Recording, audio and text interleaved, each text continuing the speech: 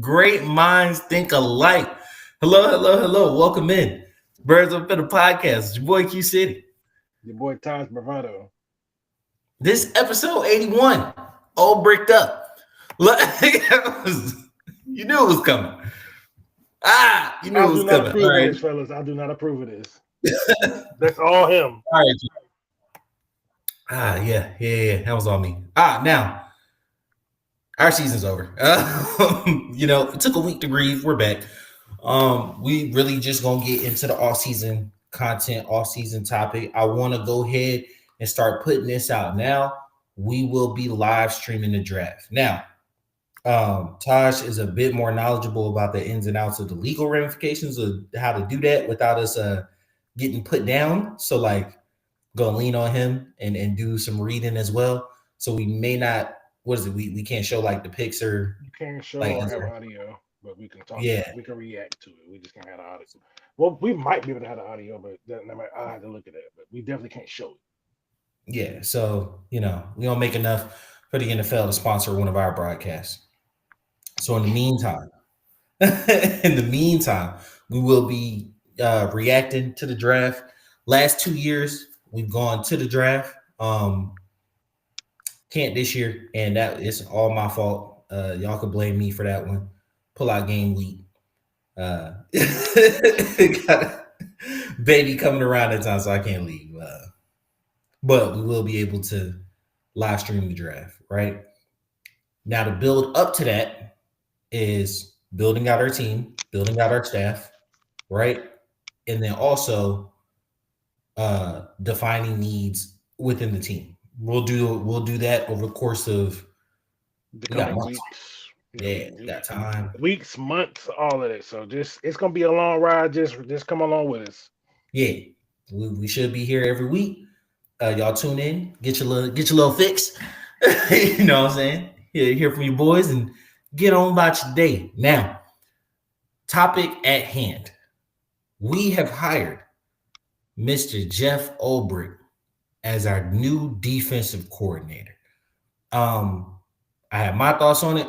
Some of them are a little left field, but Taj, tell me what you thought about it, bro. Um, yeah, because when we initially found out about it, I remember you texted me my thoughts. Said I'm neutral. I don't really have any expectations. And I'm kind of still there right now because one thing that this means is that we're going to be going back to a 4-3. So we're going to have our third scheme shift in as many years. Mm-hmm. Um, and we are probably more built for a 4-3 front, but we still need to attack edges. So my thoughts and expectations purely depend on what they do with these offseason moves and or the development of our young players. Now, hopefully, the what past 4 years that he's had with Robert Sala um have helped him up. Like to my understanding, I believe he called plays all 4 years. I think the last year where the defense declined is where he assumed the interim head coach responsibilities, and I'm assuming that he delegated the play calling responsibilities to someone else. So, but I mean, the defenses that he's called, given the first year they were ranked like 32, then the following 2 years they were ranked like third and sixth respectively. So he's put together some quality defenses, but these defenses are reliant heavily on like the front four, um, which isn't really our strength. He doesn't like to blitz a lot, so I'm going to be interested to see how he utilizes Caden Ellis, who's probably at his best when he's on the line as a blitzing threat. Um, given I hope he's adaptable in that approach and he's willing to do that. But just based off the past 4 years, given it may have been like Salah's preference that he didn't blitz and stuff like that. So um, I'm open to seeing what's going to happen. I'm not going to be negative. I'm not going to be overly optimistic. I say that now, but knowing me, I know I'm going to talk myself into liking it. soon as the all season moves start to take place. Uh, so I've had some time to sit and digest on it. Couple takeaways that I had. One, yes, same thing. He does not like the blitz, right? How do you generate pressure from a front four who has routinely not generated pressure outside of Grady Jarrett? But Grady doesn't. Grady generates a good bit of pressures. I won't take that away from him. But like his sack total hasn't necessarily been double digits. I Ever. want to say, yeah, I don't think he's ever Career really high got. is 8. Yeah. So, but he does generate a lot of pressures, right? Like I'm not going to take that away from him. Um, are you going back to a 4-3? Are you going to have Zach Harrison down there? Are you going to be extremely undersized and put Caden Ellis on the line? Nah, Well, in third down situations, obvious passing situations, you may, but even then, I think they like him more on the inside because they rarely put him just line up outside and just say go beat someone. I think they like to match it more on guards who have shorter arms. and he can make a move, use his athleticism. Um, what do you do with Judon? You gave up a third for So him. You know what I'm saying? might be a net loss. And because he doesn't necessarily, in my mind, fit a 4-3. He can he has the size for it. He's what 6'3", 260, 270. He can play in a 4-3. But he's played primarily in 3-4s his whole career.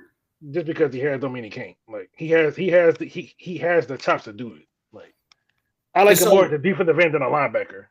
So I'm interested to see, like, do you re-sign him? What does that money look like? I think for him, you're going to. I think that's going to be a real contentious negotiation, trying to get him back with the scheme change, and also feeling like what draft compensation, and then that's another thing you got to put in. You got to put into place. We don't have a lot of draft capital at the current moment. I Mhm. know everybody thinks, oh, we'll be able to maneuver, move stuff around, this and that, blah, blah, blah. All right, cool. You know what I'm saying? Cool. As of right now, today, we don't have a great deal of draft capital to make a big move for anybody on the edge or anybody interior. You know what I'm saying? Like, let's be real. Grady's getting up there. You know what I'm saying? Like, we have some cap dollars. I'll get into my thing on that a little later. We have some cap dollars and can make a few moves, but I'm very interested to see how exactly this defense gets shaped because those corners are on islands a good bit of times in this defense. Um, AJ definitely has the chops for it. I actually think, and I think you'll agree with me on this. I think Clark could benefit in this defense Mhm. if they had a decent pass rush. He probably could, but I think Clark's a depth guy.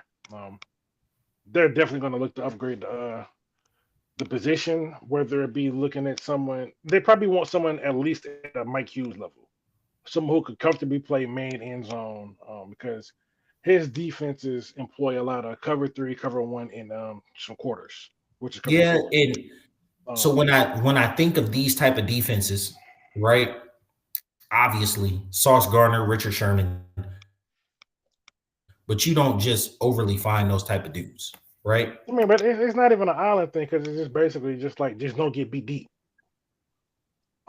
But given that we're probably going to see an uptick in quarters, I expect to see like Jesse Bates had a good year, great year. The NFL probably didn't seem to think so because with the lack of All Pro nod this year that I think he deserves, but um, Jesse Bates is best utilized in a quarters system. Uh, you there? Okay. Technical difficulties, people. Just bear with us a moment while we get Q back. I'm not really sure what happened.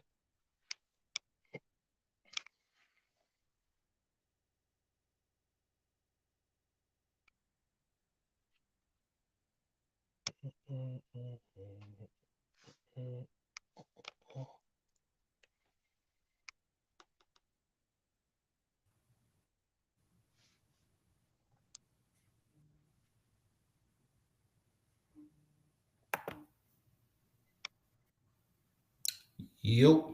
Okay, and welcome back to the show. Technical difficulties, you guys. My Yeah, fault. My fault. he's back, fellas. Ladies and So gentlemen, he's Jesse back. Bates.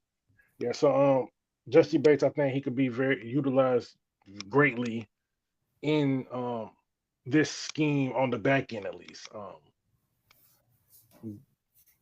But based off, needs, I do like I like Clark, but I think Clark's gonna be a depth guy. Um, unless he comes up with a strong off season, works on the things that he was lacking. I probably see us going after a corner, but I mean that's probably on the back end. The most important thing we have to get a dominant edge guy, whether it be like a Khalil Mack through free agency, hitting on something in the draft, um, just or any combination of the two. Like there's got to be investment because those Jets defenses had dogs on the line, and that's what we don't have. So Terry has to attack that with intent. Like he has to. Um, and then the other thing, we're going to need another linebacker. Um, like it's probably no surprise to y'all. I'm not the big Lamon fan. You don't say. You don't Yeah. say. He's fine if we were playing in the 1980s, but we need a linebacker with a little more athletic chops. I still believe in Troy, but Troy he hasn't shown me he can stay on the field yet. I believe he can, but I mean, until he does it, it's just just a belief, just a fairy tale. No, and that sucks because like when he's out there, you can clearly see that he's making an impact, right? Like you can clearly see the defense looks different with him on the field. He has the speed, he can cover, and that's a huge part. Now, I will say, like philosophically, you kind of see football going back to a lot of the like heavy run concepts. It's not like they extremely got away from it, but like there's been an uptick of run-based offenses. Well, I'll say it this way. The only reason that we're really seeing it is because because the NFL is a very reactionary game, right? So the past few years, offenses have been like really trying to attack defenses down the field vertically. So to counteract that, these defenses have been trying to keep two safeties up top. So what does that do? It keeps 8 people out of the box. Like you won't have 8-man boxes. So naturally, if you got the numbers, you're going to run the ball. Every I time. I think it's more so of a numbers game than the NFL just doing those things. Now, the good teams are able to stop the run without bringing the safety down. We have not consistently shown that because I think what was it, 3 games this year? Jesse Bates led the team in tackles. Well, that doesn't really lean to that because like you can still show a 2 safety look and the safety make a tackle. Like so, I'm not really gonna go that direction with it. It's just more so because sometimes Jesse's the best tackler. Or just like I have to go back and look more at these Jets defenses and to see like were they heavy on disguises and stuff like that. I feel like they're pretty straight up. I just think they just had guys. I think the Jets didn't have what I would like to call junk defenses, like where they're really, really heavily based on confusing the quarterback, right? Or really about tricking and throwing you into like throwing coverages at you to where you saw us get Jaden on it, right? Where Caden Ellis lined up against the guard, came one play, backed out the next. Jaden threw it right to him, right? But that's just like a young quarterback getting confused. I'm not saying that's a junk defense. I'm just saying like that defense was predisposed to trick a quarterback into throwing into that area, right? Like Mm. when that is your whole playbook. What was Buddy in Green Bay? Was it Dom Capers? I wouldn't say that was a junk defense, but his defense was predisposed to try to trick you, right? Like that was a great deal in his playbook. And I wouldn't say the Jets defenses are like that. The Jets defenses are way more designed on we're going to pressure you up front. Our linebackers, one linebacker is usually going to be a run fit, the other two are going to drop. And then try to beat us. Try to beat us with the corners and safeties we got. And if I'm not mistaken, it's not like they have all world safeties. The safeties were. I don't think they had like good safety play. It was they had good corners. Safeties I can't think of.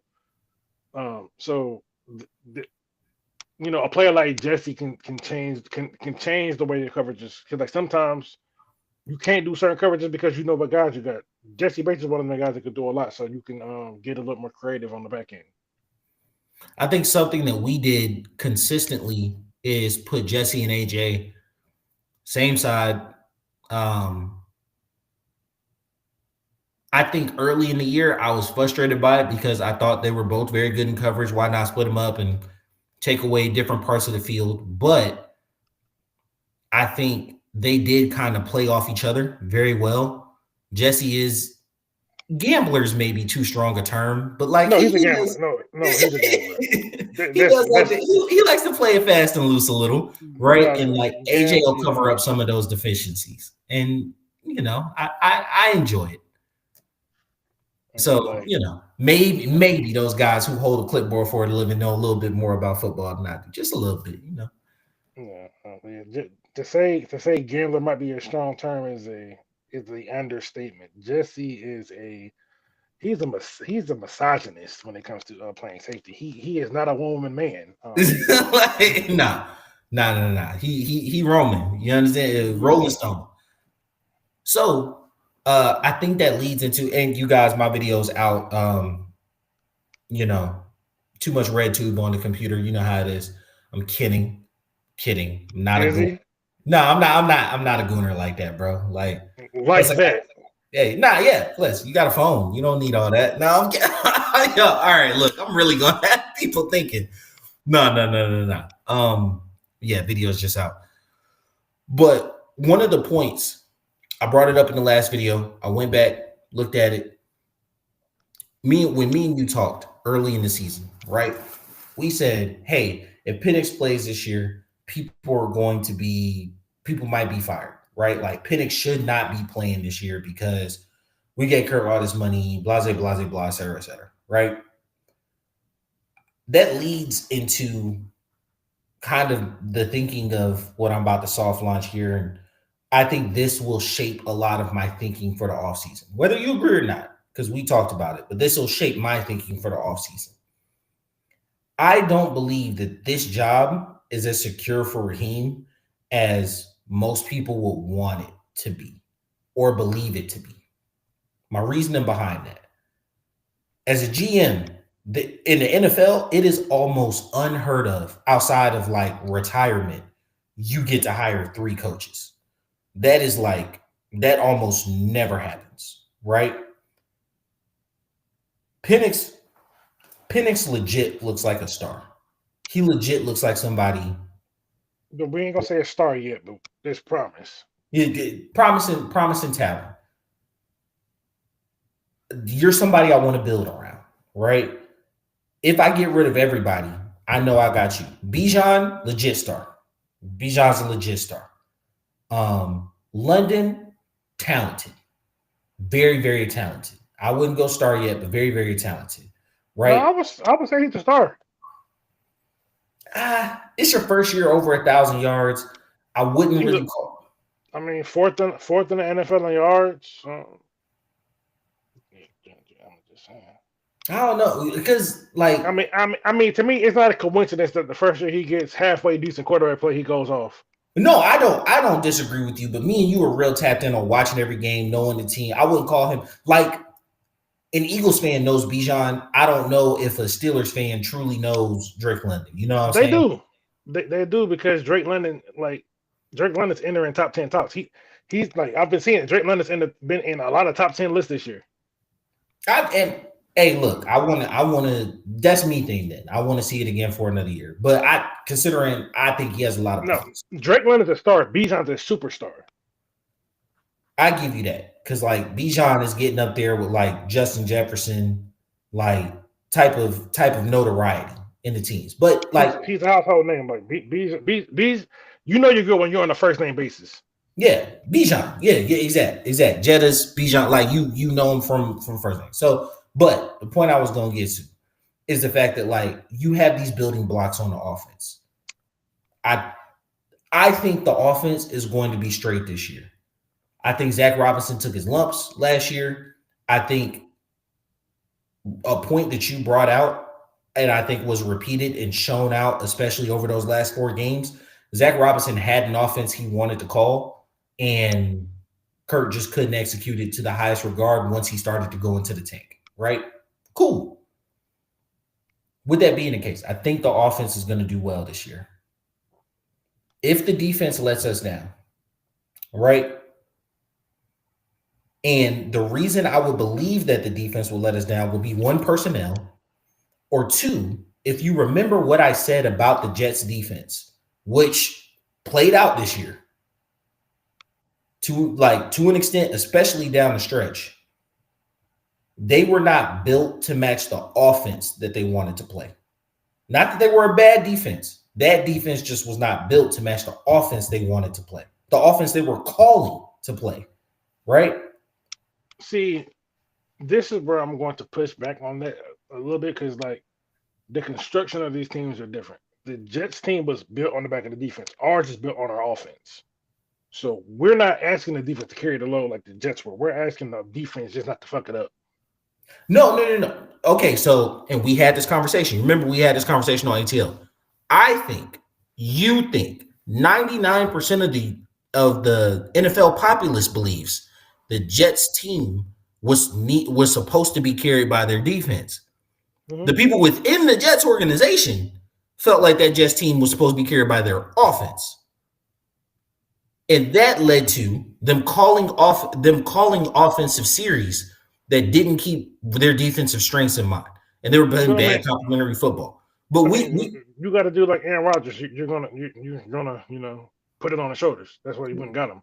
Which is, yeah, and that's the point I was trying to get to, is that we are currently constructed to where our offense in 99% of the NFL, and I believe the people in the building understand that our offense is our calling card, right? So when we look at the foundation of this defense, how it's going to be built, are we going to focus on Peyton Manning and Dwight Freeney was a match made in heaven? Why? Because like Peyton was going to put up a bunch of points and Dwight could rush the passer. Dwight, he wasn't a liability in the run, but like when they got into those closer games, you were able to bleed the clock a bit because until they got Robert Mathis. You know what I'm saying? Even then, you still had to, because Robert Mathis was the same thing. It's just like that coach team. They built their team like we're a front running team, so we just need pass rushers. We'll forego everything. If they can stop us from scoring, then we're probably fucked. But I mean, every team in this league has a weakness. Like like Kansas City, it's the refs. Bro, I'm not gonna let you do that. I'm not gonna let you do that, bro. Like, it was 2 bad calls. Other than that, like, it was clean, bro. Hey, I kid, maybe, but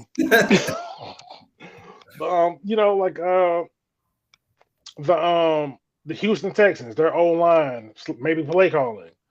The Ravens, not catching key passes. Timeout. Like, because this ain't even ATL. This ain't ATL at all. We not going to get too far away from the Falcons. Mark Andrews had money on the fucking Bills. Like, yeah, I'm not trying to get demonetized. Mark Andrews had money on the Bills, dog. Bruh. There's no way and y'all see me getting this passionate about it because, like, one, I hate the Lamar slander, bro. I hate the Lamar slander. Lamar is the second best quarterback in the league by every measurable statistic that you have, and people consistently shit on this man's name. You know what I'm saying? Putting people like, now I'm not gonna cap. I did put Burrow ahead of him, and had Burrow made it in, I probably would have still been comfortable putting him ahead of him. I'm not comfortable putting Josh ahead of him, especially after that game, because like Josh didn't win that game. Mark Andrews lost it, bro. Like is very frustrating. It's very, very frustrating.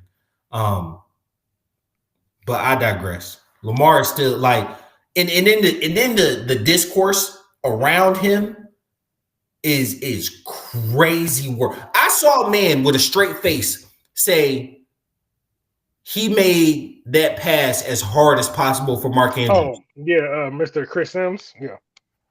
He put it between the 8 and the 9. Where else? You act like it was a shoestring catch. Yeah. He just had to bend down a little bit. Like, bruh. So that was irritating. That was irritating. Yeah, for sure. For sure. But regardless, we gonna get off that. We gonna get off. But yeah, every team has their weaknesses though. But whatever. Can we stay there? Can we stay there for 2 seconds? Not about that game or anything, just the Ravens in general, right? Mm-hmm. So Ravens had a super dominant offense last season, or a super dominant defense last season, right? Buddy goes to Seattle. They get a new defensive coordinator. If you look through like the first 6 or 7 weeks of the season, boy, they was giving it up like a drunk cheerleader on prom night. It was bad. Yards, points, everything, right? The Ravens offense, if you look at their offensive identity throughout the year, became extremely, extremely run-based, play action oriented. They didn't get too far away from Lamar designed runs, but like Rashad Bateman became like just the automatic deep threat, right? They focused on a bit more shock plays. And then what happened to their defense? Their defense like rounded into form because their offense started playing complementary to it, right? That's just the point I was trying to get about Olbert. And that's what I want to see in how that's what I want to see in how we shape the team, shape the defense. How is our defense going to complement our offense? What kind of signings actually do that? Are we going to be a heavy run-based type of defense? Like, are we going to be a defense just built to completely stop the run? Probably not. Even though those Jets defenses were good, but they got after the passer. What I'm expecting is them to prioritize the pass rush because I think they're gonna try to have a laser show next year on offense. Talking about like New Year's Day, July 4th, it's gonna be fireworks every Sunday down in the bench or wherever Michael Penix is going. So if they're gonna try to be a front running team, because I believe we all believe the offense is the stronger side of this team. So if you believe in the offense can score points, like period. So I think that will lead me to think that they just want a defense that can, get teams in passing situations and go get the quarterback. So I think we're gonna go after more pass rush, but we will need to have run stoppers on the team to put teams into these passing downs. And so that's where I was thinking. I think that we highly prioritize a bigger D tackles, not pass rushing ones. You don't necessarily think you need bigger. I think you need disruptive D tackles. Yeah, I think you probably just need more disruptiveness, like Rook. I think Rook playing in a scheme to where because going from 3-4 to 4-3, the responsibilities change. Typically, when you're in the 3-4, everything's about keeping everyone off the linebackers. When you're in a 4-3, you're able to actually get after the quarterback and make some plays. So I think that us switching back to a 4-3 is more beneficial to Rook. I also think it's very beneficial to Brandon Dorless, who we should see take a big step this upcoming year. Um, I expect a Zach Harrison to slim back down because he had picked up weight to move in to play the that five taking a 3-4, but now he's going to be probably playing more of a true edge, maybe a six or uh wide nine. Probably not wide nine, but probably just straight up on the tackle right outside. Um, so I expect him to slim back down, drop back down to like that 270 that we drafted him at. So The name you haven't said, I think, is the biggest in the room and the most concerning to a lot of fans because he does look like the perfect candidate for a cap casualty. well, I mean, I'm just talking about the young guys right now. I'm not talking about Grady Jarrett. I do believe Grady Jarrett has a place on this team. But I could like these teams, you need a rotation of guys. No, you absolutely do. I would. I'm gonna go ahead and say it now. From a purely financial cap perspective, team building perspective, and the ability to obtain draft picks, cutting or trading Grady Jarrett is the smart quote unquote business way to do things. I For don't your think they do that. for your fans, for people who want to see the team, I want to see Jay. I want to see Grady on the team next year. I don't even think it has to do with the team. I think for the locker room, they're going to keep Grady. With my money is that they extend him on something that lowers the cap hunt because he knows he's not going to get that top dollar. He wants to be here though. So I expect them to maybe give him like a 1 or 2 year extension, something that'll lower the cap. His cap. Because I think his cap is like almost 20 million or something like that. Is so right now it's 19.5. Yeah, If you give him 2 years and like 28 mil, I think it is, you could lower it all the way to 14. well, And that last year's you could lower it way more than that, just depending on how you want to structure it. well, You could really just kind of just add on some funny years and just like we'll just do year by year and see how it goes. basically if you give him that 2 year extension lowered to 14, that last year is basically a cut year. So you're guaranteeing them this year and next year. I mean, yeah, but I mean, it is all depends on how much new money they want to add to it. Because Grady, because because the thing is, Grady has no guarantee money left. So No, so that's what I'm saying. If he goes ahead and signs an extension, you're basically giving him 14 in real cash. yeah, that's what I'm saying. Like you can just because the thing is, you could finagle that any way you want to. Yeah, but I mean, Grady's not signing no 65 million dollar deal anywhere. You know what I'm saying? No, Here he's or not. else. That's what I'm saying. So you can get him that you can get him for a very reasonable deal. I think everything that I looked at said 13 to 17. I feel like 14 is reasonable. Probably around there. But the person I do expect to get cut is Anyamata. Yeah, because I mean Anyamata's like either Grady's age or a little bit older, and he didn't have that good of a year. And we've drafted over him multiple times now. Yeah, so so I could see him going because I still think they want a vet in that room. So I don't really see a point in cutting Grady just to go get another veteran body that would cost you something when Grady still gives you good production. Just extend him. He wants to be here. They want him here. They'll work it out. We need to get to start a new league year so that we can see what the true list of free agents are, and then one thing we need to see is how much the cap's going up. Yeah. Well, I mean, most players' proration has that cap been. Well, I'm not even talking about the proration. I'm just talking about like sometimes it jumps higher than you would think. Like last year, it jumped more than people thought.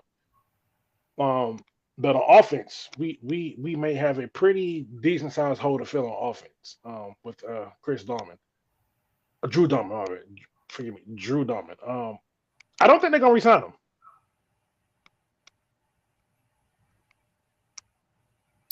So we got, hey man, Chris isn't up for 2 years, is he? No, I mean Drew Dorman. No, but I'm thinking Chris isn't up for 2 more years. Maybe I'm not sure, but I know his contract is going to be a monster because he's had an all-pro season. He's already got a monster contract, but we talk about Drew right now. Like, what about Drew, the guy that's a free agent? No, I'm thinking off the top of my head. If you're like from a team building perspective, it makes a lot of sense to just restart the clock there. Yeah, that's what I'm saying. That's what I'm saying. I don't think we're going to resign him Yeah, because makes, we have two good guards, but Spencer and Bergeron. It's easier to find probably just some young guy and just throw him out there or get like a free agent that's cheaper. We don't need top of the market at the position, especially because the offense didn't really drop off when he was out. yeah, but can you afford? Can you afford to go young guy there? And what do you think Drew would be I asking mean, for? you can just go get it. Right now he's the top center in the free agency class, so he's going to get probably 10 to 12 mil. That's what I was thinking. 12 is top of market for a center. Yeah, and I don't know if they are going to do that. I mean, Because they have to do be. So what you looking at? You looking at 4 for 48 type thing? yeah, something like that. And I don't know if they want to do that. They could, but I mean, center is it's a relatively easy position to replace. Especially when you have Chris Lindstrom by you, like because like when Chris Lindstrom was when Drew Domo was out, I didn't notice any drop off in the way the O-line performed. Mm-hmm. So that just leaves me to think, and I'm pretty sure they noticed that. Like, when he went down, like it didn't really stop us from doing what we needed to do. So, do we really need to pay him 10 to 12 million a year? Probably not. Let him go and hope for a compensatory pick that we just don't never seem to get. Well, depending on compensatories are just based upon. I mean, it depends on what we bring you back. I understand that, but yeah, you know, I don't even know what we're bringing back. But I mean, if that's what I said, hope. Like, do we have a replacement on roster? Can't think of it off the top of my head. Noozle, I believe, unless he's a free agent too. But I think Noozle, the dude who filled in for him. But I think one of the things me and you had discussed along the line that we probably need to start looking at is, Jake Matthews is getting kind of up there. He's only 33. Tackles played till about Tackles played a long time, and he ain't had no drop off. So I'm not really worried about a Jake Matthews replacement right now. That's not a priority to me. If we had that space, I don't know. Like I wouldn't. This isn't the year for it. We have too many needs on defense. Back to Drew. I wouldn't say that signing him would be a bad move. It wouldn't be a bad move, but it's not. I don't think it's necessary. And I'm not gonna lie. We have now got to become incredibly cap conscious, right? Like real money, they have it to spend, right? But like we have to be cap conscious because we made the decision to pivot. It's the right decision. I agree with it, right? But like we're gonna eat a good bit of Kirk's contract, and we still do have a rookie contract that we want to benefit from. You know what I'm saying? So, the benefit was gone the minute you signed Kirk. Like you at this point, you might get a year to benefit from it, maybe, and that won't be until 2026, 2027. 2027, because you'll re-sign Penix at the end of 26, roll his money over. If he plays good, you'll sign. You can't re-sign him at the end of 26. You have to complete 3 years. Yeah. You could, but I don't know. I don't know if you do it after the 3rd year. I mean, that's where most guys got theirs. Only a couple, like Jalen Hurts is probably the last one I could think of, and like maybe Trevor Lawrence, I think. Yeah, most guys got theirs after the 3rd year. Like a Burrow got his after 4, I think. Yeah, because he was hurt his first year. Yeah, he made a Super Bowl on it. He could have got it the 3rd year. That's an excuse. And the Bengals are notoriously bad for how they manage those situations. Jamar Chase still ain't been paid. Yeah. And they're putting themselves in a very precarious situation because, Jamar Chase wants to get paid this year. T. Higgins T. Higgins has to get paid by somebody this year. Oh, yeah. T. Higgins gone, bro. T. gone. Then on defense, they got Trey Hendrickson. What did they do with him? who's getting old. So like I can understand if you didn't want to re-sign Trey Henderson. He's your best defensive player though. Yeah, just Like led the league in sacks. you can just let him walk. Like So it's a very interesting situation over there. As well as the one in Dallas, because they kind of had funny money situations, and then them not being able to get an ideal coach because people aren't exactly getting to be Jerry's yes man. I think this is a whole shovel of blood for Kellen Moore to take that job. Like we know what's going to end there, bro. It's just a 1 year thing because they're talking about Dion. Dion's not taking any job where he can't coach his son. I remember somebody was like, "Well, he ain't gonna coach him anywhere in Colorado." Yeah, but he wanted the coach to get him either. Yeah, and what is that? Oakland or not Oakland? Las Vegas. Vegas has flat out said no. I don't think that's what I'm saying. Like they're not taking that full responsibility. You look at the Giants. I don't think he wants him to go to the Giants. And the Giants, like, let's be real about it. No, he said the Giants should have black starting quarterbacks. No, but one team for sure, he don't want him to go to Cleveland. He said there's a couple things he don't want him to go to Cleveland. I don't think he has an issue with the Giants, but the Cleveland, because they never had like the quarterback. It's a quarterback graveyard, so he don't want his son to go in there for sure. The Giants, I thought that at first, but then he said I never said that. The Giants have had have been poorly managed for a minute now. And people just like, because it's a big city in this New York, like, and they make the playoffs once every 5 years and get washed, people be like, it's a decent team or whatnot. But hell, bringing it back to the Falcons. If somebody really like put feet to fire and was like, the Falcons are a poorly managed team, I wouldn't. It'd be hard to rebuttal you when in the past 7 years we haven't made the playoffs and our highest win total has been 8. Yeah, you know what I'm saying. So I keep that energy all the way around.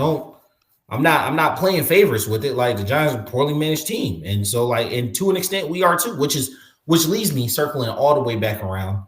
The take and the lens that I'm going to view the offseason as is that black coaches, and I'm not trying to be like, racial bait or whatever, but it's just a fact. Black coaches have notoriously short leashes, right? Black general managers have had short leashes, but I feel like Terry's gotten a decent one. Yeah, he's had like Terry's gone through 4 quarterbacks, 5 if you really count Heineke, but like.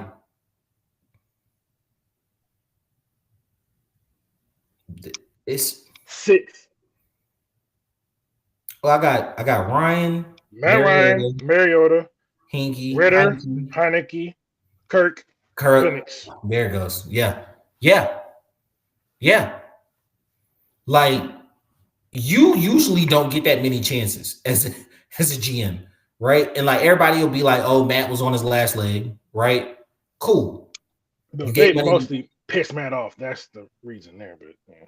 Yeah, that's the real reason. But hey, Matt was on his last leg. You were trying to secure the future. He wanted to go elsewhere. Cool. You got left holding the bag. It happens. You signed Mariota as a bridge. You knew he was a bridge. You signed Ritter or you drafted Ritter that year. You knew Mariota wasn't the guy, so no one holds that against you. Ritter, you managed that season. However, I think. And me and you started the pod that year, and I think both of us were like, why isn't he starting like week 6 or 7? You know what I'm saying? But whatever. Cool. You go Ritter and Heineke back and forth, and that was just as much Arthur Smith's fault as it was yours. That Kirk one, it looks like you made the right pick with Penix, which will let a lot of things be forgiven. But like a bad offseason, a bad defensive showing, really being leveraged on our picks right now because of the tampering and then the Judon trade, especially if you don't re-sign Judon, could lead Terry to getting fired. And if Terry gets fired and a new GM comes in and our offense does show well, I really worry for Raheem's job. I know you know. because you said, nah, if the offense shows well, he's good. I wouldn't be surprised if they want a full reset after letting Terry go.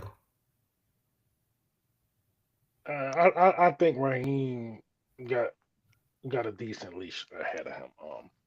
Because one thing about Raheem is, and I'm respecting this, he does not seem like he's like super prideful, like, oh, he's beyond reproach or whatever. Like, oh, I know everything. Like, he came in last season with this energy, and this year, the end of the season, he got humbled, and I think he needed that because I can't speak for you, but I didn't expect Jimmy Lake to get fired. I thought he was going to run it back with him. It takes balls to do that. We were wrong. Good coaches make those type of decisions. All right, yeah, didn't work. He fired Jimmy Lake, and he got rid of Jay Rogers. He identified weaknesses and he acted on it. He's also come out and said, "I am working on the clock management, so we don't repeat those mistakes." He's seeing things, he's addressing things, and he's attacking them. Those are signs of a competent coach. I think he's going to be fine. Terry, because as a general manager, it kind of sucks because like it's easy to blame Terry. Oh, he hasn't done this, but you got to realize the man has drafted for 4 different defensive coordinators. It's kind of hard. Well, at least, yeah, this is going to be his 4th defensive coordinator he's drafting for on defense. Because he's hit on offense. Whether y'all want to agree or not, Kyle Pitts is still a hit. He had a Pro Bowl in his rookie year. That's a hit.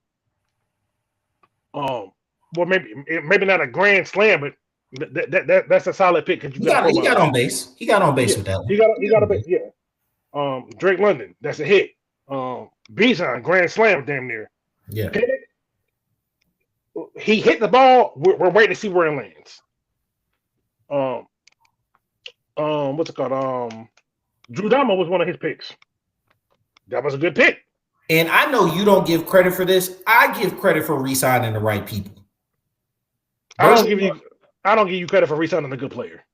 Bergeron was but I mean, we shit on GMs that let good players go. Everybody shit on the Giants GM. Everybody shit on the Giants GM, Doug. But I'm not giving you. Yeah, you get shit on when you let go of that player, but I'm not going to give you credit for keeping one. I don't know. Like I do. I give credit for like identifying talent on your team. Make sure you retain that team. But you don't got to identify it. It's like, damn, he didn't need no one to tell him. Oh, damn, that guy's pretty good.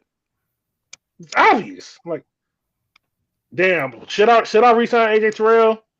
I mean, he's only been like a top half corner his whole career for the most part. I don't know. Fuck it, y'all. I'm not giving you credit for that. I can give you credit for how you structure a contract, but I can't give you credit for offering the contract. No, I give you credit for going out and get Jesse Bates. I give you credit for going out and getting Caden Ellis. Like I give you credit for those for free agents, but for retaining your guys, I can't give you much credit for if they performed. And hey, look, we differ there. The other pieces we definitely agree on, right? Like, and you drafted Bergeron, you re-signed the other 3 linemen. You drafted 2 spots, and you identified when you made a mistake. Like you drafted Mayfield, you was like, hey, let him go. Wasn't it? Like, you know what I'm saying? So like, you definitely hit on the offense. You drafted an offense to Arthur Smith's exact specifications. He just like really had trouble calling plays, and you had a bad quarterback. All right, cool. Yeah. Raheem comes in. I don't want to keep relitigating this, but I need people to understand. And I think it becomes so much clearer now that these playoffs are unfolding the way they are. Jaden was the number 1 player on a lot of people's boards, including ours. Like, he wasn't making it past 2. But if Jaden had made it to 8, they would have done the exact same thing, right? But, like, Penix was the 2nd quarterback on the board, the 4th overall player. You don't pass on that. You don't. Because You could be the Commanders. You could be the line. You know what I'm saying? Like, you don't pass on that. So, yeah, we're gonna pick him. I don't care if I just gave Kirk $100 million, bro. I did not know he was gonna be here. If I knew that, like, you want to know what one of the dumbest conversations I had was talking to a Commanders fan, right? And they were like, "Oh, that would have been like if we went out and gave Sam Darnold $100 million." I said, "No, it's not the same at all because everybody named Mama knew Caleb was going one. The Bears made that totally and wholly clear, which means you have the full gambit in selection of every other player in the draft, including quarterbacks. The only people who truly had a full slew of every other player in position were the Bears, the Commanders, and the Patriots. The draft started at 4. You know what I'm saying? And we said that multiple times. The draft really started at 4. With that being the case, you cannot predict how the 3 teams in front of you were. You can have thoughts. You know what I'm saying? But you can't say, yeah, Joe Alt is going here. Malik Neighbors is going there. The Giants very well could have picked a quarterback last year. They could have. I think they might be regret that they didn't. Yeah, because Malik is already starting to show diva qualities. And I'm like, you're good, but bro, like, can we be a multiple-time Pro Bowler? Maybe. Can we be top 3? Was he top 6 in receiving this year? Top 6. I think he was. I think he was 6th. I mean, he had over 1,000. He had 100 catches. Like he had a damn good year. Yeah, and he missed like, was it 3 games? Yeah, 2 to 3, something like that. Yeah, so I mean, hey, you're good. I'm not gonna take that away from you. Right now, is your volume because you absolutely have no other offensive weapons on that team? Maybe, but we'll cross that bridge when we get there, right? Like, Marvin Harrison went 4. Yeah, the Cardinals probably weren't going to pick a quarterback, but like you can't, you don't know, right? Penix is there. He's the highest rated player you still have left. You're taking him every single time, and so. Like, with that being the case, I can't like say Terry hadn't been doing his job, right? I'm not saying he ain't did his job. He's been doing fine, but like the offense, he's majority of the offensive picks he's hit. He's had a few misses, but every GM does. No GM bats 100. Like, but I think the point that you brought out was the most important point that a lot of people do not give time or grace for. Is the fact that he has now drafted for 4 different defensive coordinators. Yeah, because this is his 4th one. Because his first 2 years was Dean Pease. Then he had what's his name? That went to Jacksonville. Nelson. Then he had Jimmy Lake, which is 3rd, and now Earl Obert, who was the 4th coordinator he had to draft for. So he's had to draft for 4 different defenses in 5 years. 2 of them were scheme changes. Back and forth. Yeah. Well, 3. Dean Pease was 3-4. Then we went to 4-3. Then back to 3-4. Back to 3-4. Now we're going back to 4-3. Like, bro, come on now. Yeah. So it's kind of hard when you like when you've had the past, like this is our in the past 3 years. This is our 3rd defensive coordinator in 3 years. Like it's kind of hard to draft for different schemes. Because like you just drafted for the current scheme and then they change it, so like that affects a young player when like you constantly have to learn something new, like because the run fits from a 4-3 to a 3-4 are not the same. And you want to know what I think it really affects is you're now forced to really fill holes through free agency instead of like what am I trying to say right now?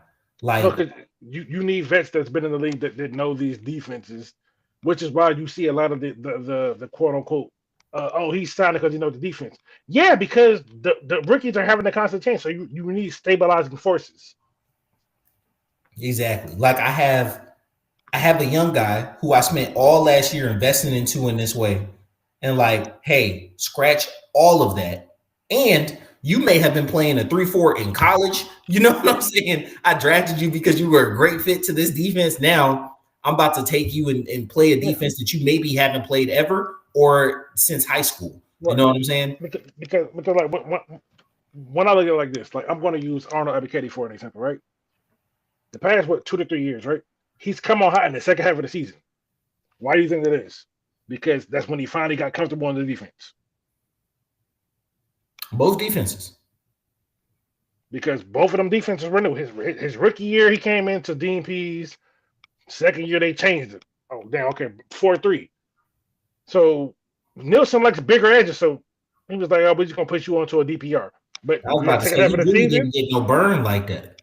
yeah. So, but he still ended up with he still was like 6 sacks. He's Mhm. by far our best pass rusher.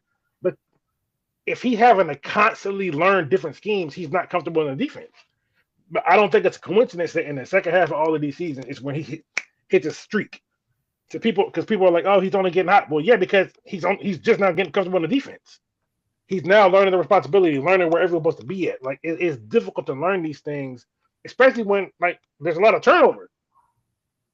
Like people think rushing is just, oh, go get the quarterback. Like, bro, you take the wrong gap, you do the wrong move. Like, there are yeah, defenses specifically designed for me to rush outside. And yeah. if I take a spin move inside, I'm completely collapsing the defense and creating a lane for the quarterback to Yeah. run through and make a pass. See that reminds me because I seen Cam Jordan, right? He was talking about how sacks can be well, he said sacks are overrated stat. When he went into the why, it makes sense because some players will completely ignore their responsibilities just to get the sack. Mhm. Like they'll look all the way around and leave a big ass rush lane for a quarterback to take off. It can be 3rd and 12, right? You got everything lined up. Oh, I'm about to get him, and then the dude runs too wide trying to chase that sack instead of doing his job, playing football, playing it down. So because he's on this one, you leave a big lane. That 3rd and 12 not becomes either 4th and 1 or 1st down.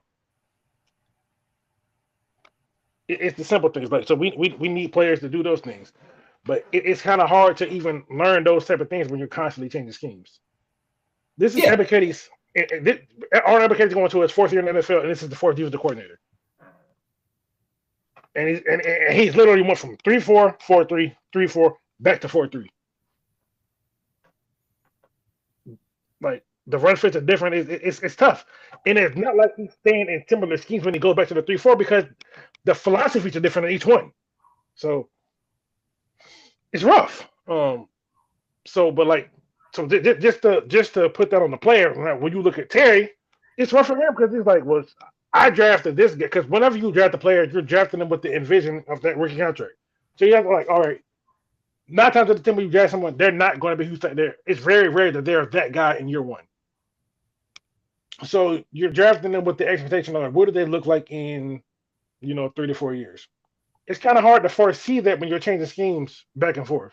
Now, because like, look, if I'm in the GM's head, and we'll get out on this one, but if I'm in the GM's head, right, and I have someone like Arnold Ebiketie, year one, I may expect rotational limited production.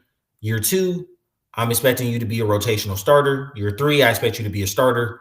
Year four, we're really going to be chopping out what this extension looks like because I expect you to be a hit, right?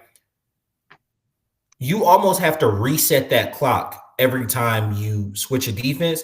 Now he's in his 4th year. What is his mind state and his mind frame on making impact plays? Is he going to be that guy who loops all the way around because he's like, bro, this is a contract year for me? You know what I'm saying? Like, he has 6 sacks his 2nd year. I think he had 5 last year or 4. I think he has 6. Man, let me. Arnold Ebiketie, he had so his rookie year he had 2.5. Then he had 6 last year, 6 this year. Yeah. So like he's coming on. Am I going to be somebody that am I okay with 6 again? Probably. That'll get you a decent amount of money, right? I think 6 will get you a contract. It won't get you it'll be like a middle market guy. Yeah, it'll be 12 to 16. Not maybe a little less than that. Probably 12. 8 to 12. Yeah. 8 to 12. 8 to 12, right? That's good money. 8 to 12 over 2 years, right? 16 to 24 mil, that's not bad money. But like, I gotta get that, and I gotta get that in 4.3. Is it gonna be the same 4.3 that we were running where I produced in 6X a couple years ago? Now, the one thing I can say is that differs from like this 4.3 differs from the Nielsen 4.3 in the fact that they don't rely on big ends, like because the Jets took Will McDonald, who's like 6'3", 240. Mm-hmm. You had Hassan Reddick, 6'1", 240. These aren't big ends. Evan Katie's about 6'3", about 255, 260. But their D tackles play the run very, very well, and that's they had a Quentin Williams. Yeah, there's not a lot of Quentin Williams. Given this draft is very deep in the positions that we need. So I because there are a lot of people watching, even going back to the Rams Philly game this week, right? They're talking about, dang, it would have been nice to have Jared Verse, yeah, but we wouldn't have Penix. And there's no quarterback in this current draft that I like as much Penix. So, I mean, and had we not had Penix and Kirk melted down the way he did. Now, granted, does Kirk melt down if Penix isn't on the roster? Probably not. The world may never know, but let's just say he does because we actually saw it in real time, right? Yeah. Or let's just say he has a decent season and we lose in the first round. We're picking at 22, 23. Our quarterback of the future is most likely a second or third round quarterback this year. Then is that the carousel you want to get back on? We just did Ritter, what I'm saying, and going into the season, every conversation me and you were having, we both were like, bro, Ritter's an average quarterback. I don't think anybody who watched him play thinks Penix is going to be average. He may be bad because he trusts his arm a little too much, but like most people think he's going to be good. You know what I'm saying? Because he's got. But the thing is like, even I don't think he'd be bad because he trusts his arm. But the thing is, he didn't make any bad decisions. Yeah, both picks. Well, one pick was his fault. No, it wasn't. The receiver ran the wrong route. When you're throwing with anticipation, you're depending on your receiver to be there. He ran the wrong route and he didn't play the rest of the game. That's true. Then the other one, Kyle Pitts was playing for the other team. And then the same thing happened with Ray. He had 3 picks and none of them were really his fault. Like you could blame that second one on him, but the receiver ran the wrong route. So like I'm having a hard time putting it on him because the quarterback, if you're throwing it there with the expectation that your guy's there, it's hard for me to put it on you. I feel like this Josh Allen slander that I be giving year after year is going to come back like full force because I highly anticipate Penix being double-digit interceptions next year. I don't think so. Oh no! But I see 27 plus touchdowns. Like I'm really high on Penix through next season. I mean, it might be double digit. It might be like 10 to 12, but I don't think so because it's a small sample size. But he didn't really put the ball in danger a lot of the he didn't really put the ball in danger. Like he now does he do things that most quarterbacks won't do because of his arm? Absolutely.